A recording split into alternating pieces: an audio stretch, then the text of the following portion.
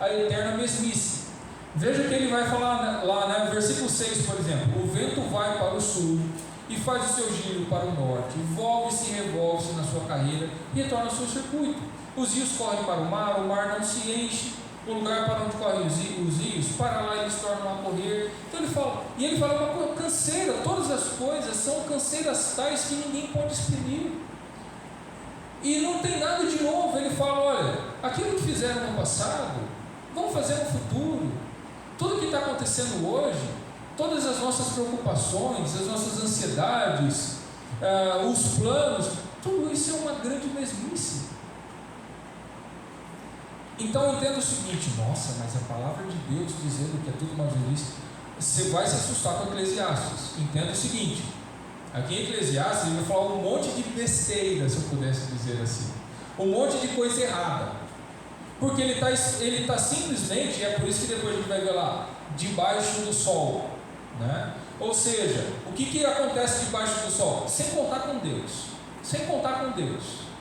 olhando para a vida humana, seria humanamente falando, a vida não faz sentido, a vida é uma mesmice, a vida é uma loucura, as coisas não fazem sentido. Então é isso que ele está colocando. Então, primeiro, curta o desespero da vida, e o desespero da vida que ele vai expressar aqui, para depois você curtir a conclusão que ele dá lá na frente. E não assim: Leão, senão eu não consigo viver com essa angústia de que a vida não faz sentido. Não, calma, você vai chegar lá. Aproveite a maravilha que é a palavra de Deus. Deus preservou esse livro para nós com esse propósito de nos fazer pensar a nossa vida. E às vezes nós vemos as vaidades ou as coisas fúteis e inúteis que a gente corre atrás na vida. E Deus já está falando: é inútil. E você fica orando para mim: Deus, eu preciso disso porque eu vou ser feliz assim. E Deus fala: meu filhinho, minha filhinha, tão ingênuo, acha que vai ser feliz assim, né? E Deus colocou Eclesiastes para nós pensarmos essas coisas. E ele começa a falar: olha, não tem nada de novo, porque daí a gente fica assim: vai acontecer alguma coisa no futuro, daqui a pouco vai acontecer alguma coisa super diferente, ou não é o fim de tudo, ou é o começo de tudo. Calma. Um monte de gente fica com: vai acontecer uma coisa terrível daqui a pouco, né? Ou vai acontecer uma coisa super legal daqui a pouco, e a vida continua no seu ciclo, na sua mesmice, né? Então ele começa a falar disso, de que a eterna mesmice do mundo. Daí ele vai falar, diante dessa eterna mesmice, a partir do versículo 12, ele falou assim: eu decidi me aplicar a entender essas coisas.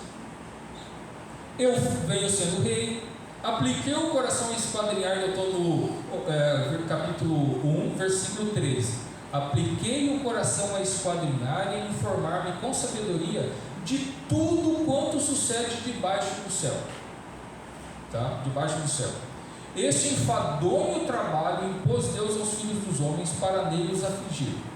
Atentei para todas as obras debaixo do sol, e eis que tudo era vaidade por atrás do vento.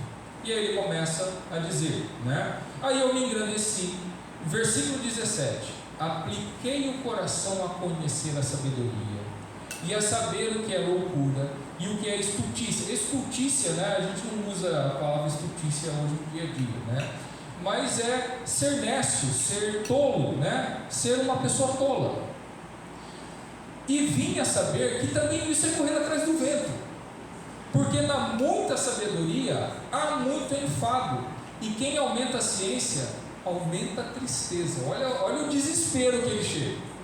Eu pensei o seguinte: se eu conhecer tudo no mundo, eu vou entender como o mundo funciona, e essa angústia vai acabar. Aí ele leu, estudou, pesquisou. Isso também não é a solução. É isso que ele percebeu. Que se eu souber tudo, estudar tudo, conhecer tudo, eu vou resolver esse enigma da vida. Não resolveu. Assim, e agora? O que eu vou fazer da minha vida? Né? Aí, o capítulo 2, que é o que ele coloca. E ele vai começar, depois o resto do livro ele vai falar de tantas outras coisas malucas ou coisas sem sentido, mas ele aqui já está colocando: ter possessões, ter sabedoria ou gastar a vida trabalhando não vai me levar a lugar nenhum.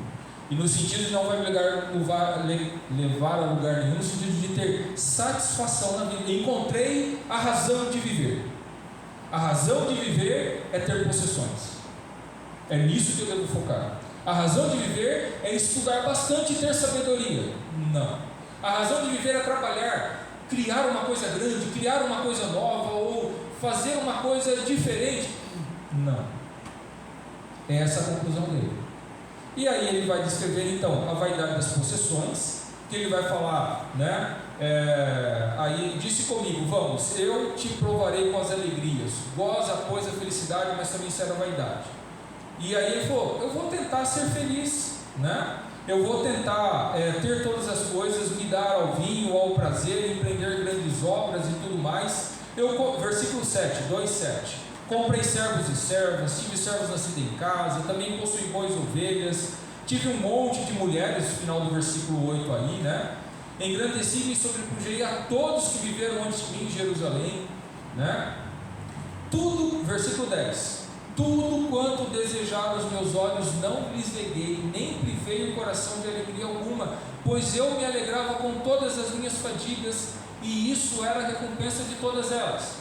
Considerei todas as obras que fizeram minhas mãos, como também o trabalho que eu fiz, as fadigas, e eis que tudo era vaidade e correr atrás do vento, e nenhum proveito havia debaixo do sol. Então, ter coisas não resolve coisa nenhuma. Aí a vaidade da sabedoria, que é o que a gente ele já tinha colocado um pouco, mas ele vai falar aqui: eu busquei saber tudo, e ele vai falar assim: o estúpido, o tolo, ele vai morrer igual eu vou morrer. Ele vai falar isso de novo lá na frente. Tanto uma pessoa que é sábia quanto a pessoa que é tola, eles acabam tendo a mesma sorte, um dia vão para baixo da terra. Então o que adianta ser sábio? E ele vai ver que tem gente tola que tem uma vida boa, entre aspas, e tem gente muito sábia que está sofrendo.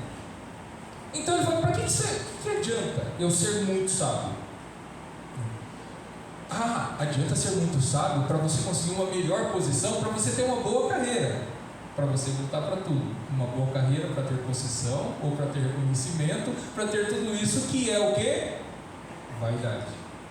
Então, a gente até acha engraçado, porque o livro de Eclesiastes, ele é o único que ele foge, ele é um dos livros de sabedoria que tem no Antigo Testamento. A gente tem Provérbios, a gente tem o livro de Jó, que é um livro de sabedoria, nós temos Eclesiastes, mas Eclesiastes, ele é o único que vai falar que a sabedoria é bobagem, entre aspas, né?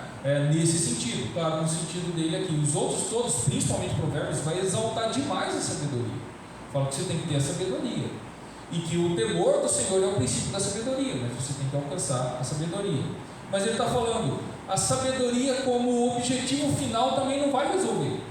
Você tem que ter sabedoria para saber viver de acordo com a vontade de Deus, e não ter a sabedoria como um fim. É isso que ele está colocando aqui, né? Veja lá o 2,16. Pois tanto do sábio como do estulto a memória não durará para sempre, pois passados alguns dias tudo cai no esquecimento. Morre o sábio, e da mesma sorte o estulto, pelo que aborrecia a vida, pois foi penosa a obra que se faz debaixo do sol. Sim, tudo é vaidade e correr atrás do vento. E por fim, ele vai falar do trabalho. Eu pensei: bom, eu vou trabalhar bastante. Daí ele fala: aí você passa a vida inteira trabalhando, para fazer o quê?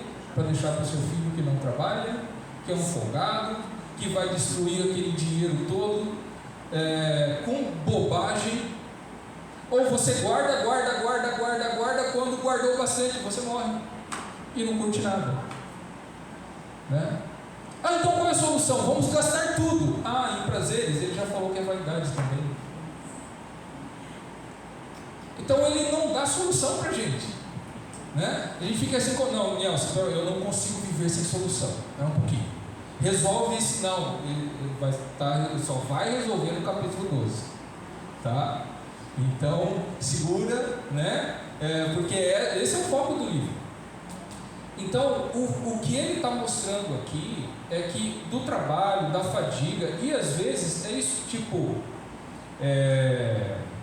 a gente se alegra com o nosso trabalho, mas a gente se sente realizado com as coisas que a gente faz, a gente gosta do que a gente faz, e a gente tem a recompensa financeira, né, com o trabalho, e a gente consegue caminhar a nossa vida, tudo bem. Mas isso como objetivo, a razão de viver, por que o ser humano vive? E é isso que ele está questionando. Então o foco, a mensagem aqui é exatamente essa. E ele vai continuar, como eu estava falando, aqui em Eclesiastes ele vai falar um monte de besteira, de certa forma. Ele falou assim: quem garante que o fim dos animais e dos seres humanos vão ser diferentes? Porque os dois são enterrados debaixo da terra. Então, você vai ver coisas dentro de Eclesiastes que destoam totalmente do resto da Bíblia, porque é um homem falando na perspectiva humana. Ele está tentando entender a vida sem considerar Deus. Esse é que é o grande problema. Ou entender como funciona a vida, qual a razão de viver. E aí ele fala, pensa, esquece um cristão, nós como cristãos, uma pessoa qualquer no mundo. Qual a razão dela viver aqui nesse mundo? De novo aquilo que a gente falou no início, né? A razão ou o objetivo deve ser conseguir bem suficiente para curtir a vida. É fazer festa, é fazer churrasco, é reunir a família. O pessoal pensa assim, quais são os momentos alegres das nossas vidas? Eu me sinto alegre quando eu estou com toda a família reunida. Ou eu me sinto alegre quando eu faço uma viagem. Eu me sinto alegre quando eu compro uma coisa nova. Então, a razão de você viver é isso. É só isso. É isso mesmo. E às vezes, agora, tentando trazer mais isso daqui para uma aplicação para as nossas vidas. Agora, tentando aplicar todo esse estudo, essa visão para o nosso dia hoje, para Limeira, a igreja do Jardim Santana aqui em 2024. Nós pensarmos esse livro, isso daqui que ele colocou para nós mesmos. Esse é um grande desafio para nós. Nós perguntarmos, hoje, eu estou correndo atrás do quê? O meu objetivo é qual? E, numa perspectiva cristã, em primeiro lugar, o que deve acontecer, eu acho que a primeira coisa que nós devemos entender, como eu disse, numa perspectiva cristã de tudo isso, primeira pergunta: você gostaria que Cristo viesse hoje? Eu falei assim, Jesus não vem hoje não, eu estou para realizar um sonho maravilhoso, espera um pouquinho mais. Você está correndo atrás do vento. Se o seu desejo, se sua perspectiva não é a angústia dessa vida vai acabar quando o meu Senhor voltar, ou quando Ele me levar, e aí sim eu encontrarei verdadeira vida plena, né? E nós estamos dizendo, mas Deus, essa vida aqui está tão boa, eu quero continuar curtindo, espera eu ficar bem velhinho, né? Ou não volta não. Será que a gente está correndo atrás do vento? Será que a gente não está tão, o mundo está tão bom para a gente? E olha que nós somos pessoas extremamente privilegiadas. Tenho certeza que todo mundo aqui tomou café da manhã, que você tem uma casa, que você pode se aquecer, que você pode se refrescar quando vier o calor ou o frio. Nós somos pessoas extremamente privilegiadas quando olhamos para o resto do mundo, quando olhamos para a maior parte do nosso próprio país. E às vezes eu quero isso, eu quero curtir a vida, tá tão bom. E mais ainda, eu tenho essa paz no coração porque eu já sou de Deus, que o meu problema de quando eu morrer já está resolvido. Então está tudo muito bem e eu quero curtir essa vida. O meu objetivo é curtir a vida. Não. Meu objetivo é glorificar a Deus. E é muito fácil nós colocarmos esse discursinho bonitinho. eu vivo para a glória de Deus. Nós vivemos para a glória de Deus.